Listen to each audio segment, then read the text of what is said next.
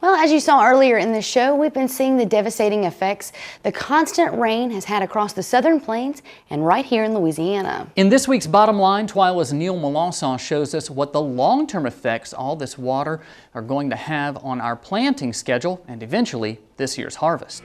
The Bottom Line is brought to you by the Cotton Board, strengthening the fiber of our industry. As you saw from Kristen's story earlier, the rain has already caused big problems for producers across Louisiana and certainly in parts of Oklahoma and Texas. Wheat in particular here is seeing delays in harvest at the very least, and it's likely that a good percentage of the crop won't get harvested at all. We were already facing delays in replanting needs for corn and beans. For corn, it's far too late to replant for any substantial yield potential, and Group 4 soybeans are facing the same fate right now. So on the surface, at least, it's obvious what the rain is doing around us. What isn't so clear is what effect we'll have down the road. All this rain is consistent with strong El Niño effects, which means the sort of downpours we've seen lately for our area. For other areas of the country, though, particularly in the Corn Belt and eastwards, it can mean timely, consistent rainfall. For the grains and the cotton that's been planted, that can be a good thing, which means while we're getting hammered by rainfall and flooding in Louisiana, other states could have bountiful crops that return big yields. So our crop losses from this deluge likely won't significantly impact supplies enough to boost prices.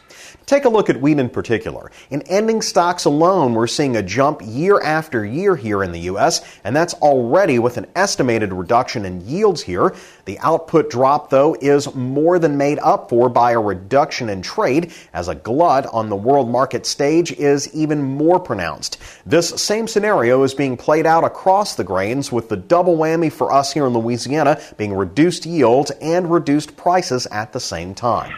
In addition, Louisiana's big chip in the game is being first to put crops out there with ready access to the Gulf. With weather delays in planting and a drop in demand from foreign markets, that reduces demand for Louisiana products in particular.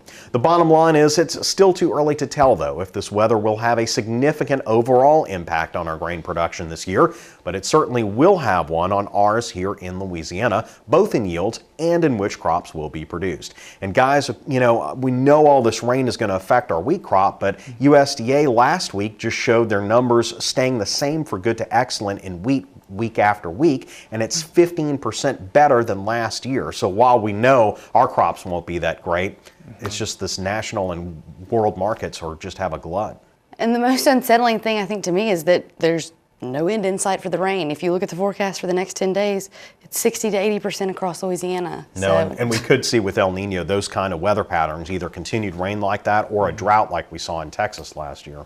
The upside is El Niño, fewer hurricanes. That's true. Thanks a lot, Neil Melancon. Well, that does it for this edition of TWILA. Be sure to join us next week when AJ Sabine will introduce us to another Young Farmer and Rancher Achievement Award finalist. Until then, you can watch any of our stories online on our website, twilatv.org.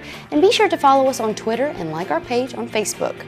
For Kristen Oaks-White and all of us here at TWILA, I'm Avery Davidson. Thank you for joining us. We hope to see you again right here next week.